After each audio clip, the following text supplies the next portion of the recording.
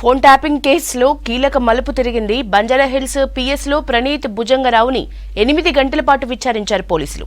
విచారణలో కీలక విషయాలు రాబట్టినట్లు తెలుస్తోంది. భూపాలపల్లి అడిషనల్ ఎస్పీ భుజంగరావును పోలీసులు అదుపులోకి తీసుకున్నారు. ప్రణీత్తో కలిసి ఫోన్ ట్యాపింగ్ కు పాల్పడినట్లు నిర్ధారించారు. ఎమ్మెల్యేల కొనుగోలు వ్యవహారంలో ఫోన్ ట్యాపింగ్ చేసినట్లు గుర్తించారు.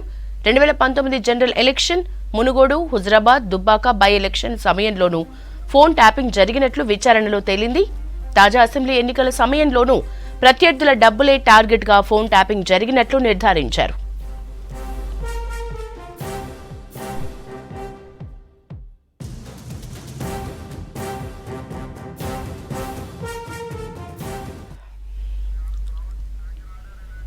ఫోన్ ట్యాపింగ్ కేసులో కీలక మలుపు తిరిగింది. బంజారాహిల్స్ పిఎస్లో ప్రణీత్ భుజంగరావును 8 గంటల పాటు విచారించారు పోలీసులు.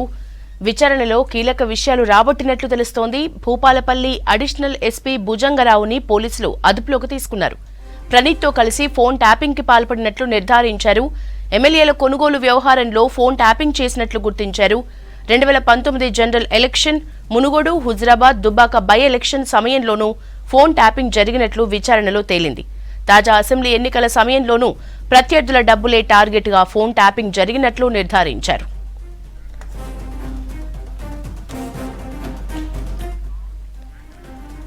డీటెయిల్స్ సదానందం అందిస్తారు. సదా, ఫోన్ ట్యాపింగ్ వ్యవహారంలో కీలక విషయాలు బయటకు వచ్చినట్లు తెలుస్తున్నాయి. ఎట్లా ఉన్నాయి డీటెయిల్స్? యశోద, ఈ ఫోన్ ట్యాపింగ్ కేసులో ప్రణీత్ రావును విచారించిన కొద్దీ కీలక విషయాలు బయటకు వస్తున్నాయి. ప్రణీత్ రావును 7 రోజుల పాటు కస్టడీకి తీసుకుని ఇన్వెస్టిగేషన్ చేస్తున్నారు పోలీసులు.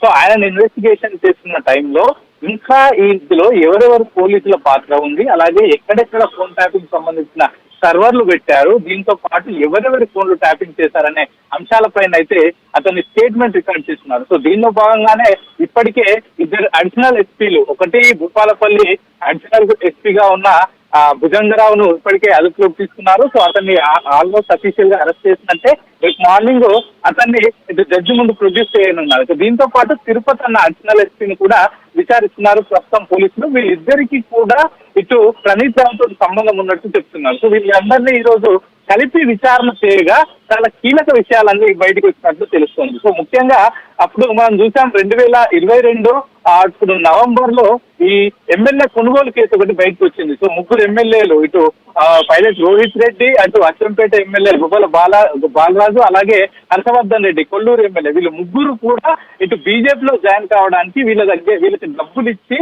బీజేపీలోకి జాయిన్ కావడానికి ఆఫర్ ఇచ్చినట్లు అప్పుడు ఒక ఎమ్మెల్యే కొనుగోలు కేసు బయటకు వచ్చింది. సో ఈ తతంగం అంతా కూడా వీళ్ళ ఫోన్లు ట్యాప్ చేయడం ద్వారానే వీళ్ళు వేరే పార్టీలోకి వెళ్తున్నట్టు. సో దీంతో అప్పటి బీఆర్ఎస్ గవర్నమెంట్ వీళ్ళందరినీ పిలిపించుకొని సో ఈ తతంగం బయటపడగానే తిరిగి మళ్ళీ ఒక ప్లాన్ వేసి వీళ్ళని డైరెక్ట్ గా ఎవరైతే బీజేపీ నుంచి వచ్చారో ఆ బీజేపీ నుంచి వచ్చామని చెప్తున్నారో సో వాళ్ళని పట్టుకున్నట్లయితే ఇప్పటికే వీళ్ళు కన్ఫెషన్ లో ఒప్పుకున్నట్టు తెలుస్తుంది. సో కేవలం ఈ ఫోన్ ట్యాపింగ్ కేసే కాకుండా 2019 అసెంబ్లీ ఎలక్షన్స్ నుంచి అప్పటి నుంచి తిరిగి రీసెంట్ గా 2023లో జరిగిన అసెంబ్లీ ఎలక్షన్స్ వరకు ప్రతి బై ఎలక్షన్స్ లో, మెయిన్ ఎలక్షన్స్ లో ప్రత్యర్థులు, ఎస్పెషల్లీ అపోజిషన్ పార్టీ కాంగ్రెస్ కానీ బీజేపీ కానీ అన్ని పార్టీలకు సంబంధించిన నేతలకు డబ్బులు ఎవరైనా ఇస్తున్నారా, లేకపోతే వీళ్ళ మూవ్మెంట్ ఎలా ఉంది, వీళ్ళ పొలిటికల్ మూవ్మెంట్ ఎలా సాగుతుంది అనే ప్రతి అంశాన్ని ఫోన్ ట్యాపింగ్ చేసి వాళ్ళ అన్ని డీటెయిల్స్ తీసుకున్నట్లయితే వీళ్ళు కన్ఫెషన్ స్టేట్మెంట్ లో పేర్కొన్నారు. ఎస్పెషల్లీ 2019 ఎలక్షన్స్ తర్వాత మధ్యలో 3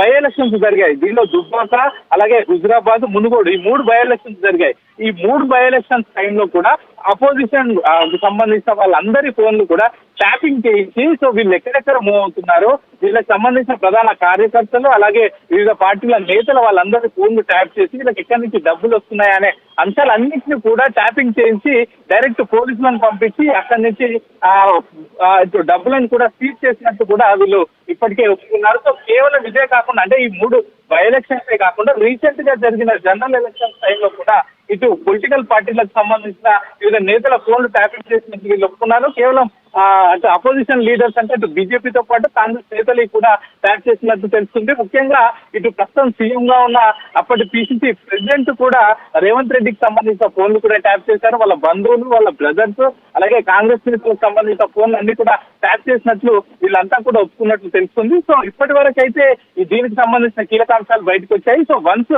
వీళ్ళతో పాటు ఇంకా మిగతా అధికారులు ఎవరెవరు ఉన్నారు, పోలీస్ అధికారులు, వాళ్ళందరికీ ఇప్పటికే నోటీసులు ఇస్తున్నారు. ఒక్కొక్కరికి మండే నుంచి ఒక్కొక్కరిని పిలిచి నోటీసులు ఇచ్చిన ప్రకారం పిలిచి వాళ్ళందరినీ విచారణ చేస్తారు. సో వాళ్ళ పాత్ర ఎస్టాబ్లిష్ పూర్తిగా అయితే వాళ్ళని కూడా అరెస్ట్ చేస్తామని చెప్తున్నారు. సో ఇన్వెస్టిగేషన్ చేసే కొద్ది అయితే చాలా విషయాలు బయటపడుతున్నాయి. చాలా మంది కేవలం పొలిటికల్ లీడర్సే కాదు, కొంతమంది ప్రైవేట్ వ్యక్తుల ఫోన్లు కూడా ట్యాప్ చేసినట్టు తెలుస్తుంది. ఇటు ప్రైవేట్ కంపెనీలు కూడా వివిధ పార్టీలకు డబ్బులు డొనేట్ చేసినా కూడా వాళ్ళ ఫోన్లు కూడా ట్యాప్ చేసినట్టు తెలుస్తుంది. సో మొత్తం వివిధ పార్టీలకు, ఆపోజిషన్ నేతలకు ఎక్కడి నుంచి డబ్బు సోర్స్ రాకుండా వీళ్ళు చూసినట్టయితే ప్రస్తుతానికి వీళ్ళు తమ స్టేట్మెంట్ లో అయితే ఒప్పుకున్నట్లు ఆ అధికారులు అయితే చెప్తున్నారు. సో ఇప్పటికే ఇటు ప్రణీత్ రావు కస్టడీ కూడా కంప్లీట్ కావడంతో రేపు తిరిగి ప్రణీత్ రావుని అటు జడ్జి ఇంటి ముందు ప్రొడ్యూస్ చేయనున్నారు. ఆ తర్వాత భుజంగరావును కూడా రేపు జడ్జి దగ్గర ప్రొడ్యూస్ చేసి ఆ తర్వాత రిమాండ్ చేసే అవకాశాలు ఉన్నాయి. సో వీళ్ళిద్దరిని కూడా మళ్ళీ కస్టడీకి అడుగుతారు. ఇటు ప్రణీత్ రావుని తిరిగి 7 రోజుల పాటు కస్టడీ చేసినా కూడా ఇంకా కీలక విషయాలు రావాల్సిన అవసరం ఉంది కాబట్టి సో అతన్ని కూడా ఇంకా కస్టడీ మరో 4 రోజులు ఇవ్వాలని కోరుతున్నామని చెప్తున్నారు పోలీసులు. మరోవైపు భుజంగరావును కూడా మాకు కస్టడీకి ఇస్తే వీళ్ళిద్దరిని కూర్చున్నబట్టి ఇన్వెస్టిగేట్ చేస్తే ఇంకా మిగతా అధికారులు ఎవరున్నారనేది కూడా బయటకు వచ్చే అవకాశాలు ఉన్నాయని ప్రస్తుతానికి పోలీసులు చెప్తున్నారు. థ్యాంక్ యూ సదా.